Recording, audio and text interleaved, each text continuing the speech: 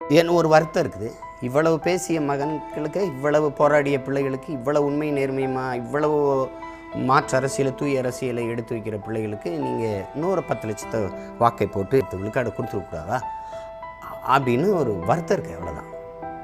நான் வென்று உள்ளே போகணும்னா அதில் எனக்கு உளவே உளமாற எனக்கு அதில் ஒன்றும் விருப்பம் இல்லை. அதில் ஒரு ஆள் போய் நம்ம ஒன்றும் செய்ய போகிறதில்ல. நாட்டை வெல்லாமல் 2-3 சீட்டை வென்று நம்ம ஒன்றும் செய்ய போகிறதில்ல.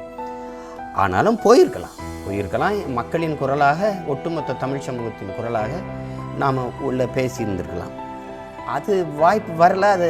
அது நம்முடைய தோல்வி இல்லை, அது மக்களின் தோல்வி தான். அதுக்கு ஒன்றும் நீங்கள் கவலைப்பட வேண்டியதில்லை.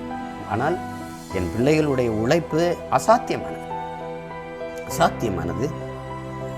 நான் எதிர்பார்த்தேன் நான் வென்றுவேன், 5-6 பேர் நம்ம உள்ளே போயிடலாம் அப்படின்னு நான் நினச்சேன். தம்பி இசை மதிவாணன் எல்லாருக்கும் வெற்றி வாய்ப்பை நான் கணித்தேன். அது நடக்கலை. அதனால ஒன்றும் இல்லை. நம்ம போய் இன்றைக்கி இல்லைன்னா நாளைக்கு போகிறோம், அவ்வளோதான். ஆனாலும் உங்கள் உழைப்பு அசாத்தியமானது.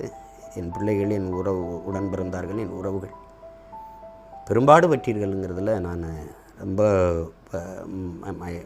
மகிழ்வோடு அதை பகிர்ந்துக்கிறேன். இன்னும் கவலைப்படாதீங்க. இன்னும் 10 ஆண்டுகள் கூட நம்ம போராடுவோம். ஆனால் உறுதியாக வெல்லுவோம். அதில் எந்த மாற்றம் உங்களுக்கு வேண்டியதில்லை. எந்த காலத்திலையும் தமிழ் மீதும், என் தாயின் மீதும், என் தலைவன் பிரபாகரன் மீதும் ஆணையிட்டு சொல்கிறேன், தடம் பெறல மாட்டோம். தன்னலத்திற்காக சமரசங்களை செய்ய மாட்டோம்.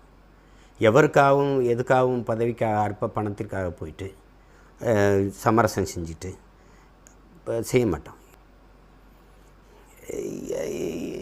அதில் எந்த சமரசமும் எங்களுக்கு இல்லை, நமக்கு இல்லை. நம்ம அதை செய்ய போகிறது இல்லை. நமக்கு அப்படி ஒரு வெற்றி தேவையும் இல்லை. நம்ம முழுக்க மக்களை நம்புகிறோம். 100 விழுக்காடு நம்புகிறோம். மக்கள் நம்மளை நம்புகிற வரை ஐயா குணங்குடி கனிபா அவர்கள் அவர் விடுதலைக்காக நான் போராடினேன். அவர் விடுதலை பெற்று வந்த பிறகு என்னை வீட்டில் சந்தித்து ஒரு வார்த்தை சொன்னாங்க.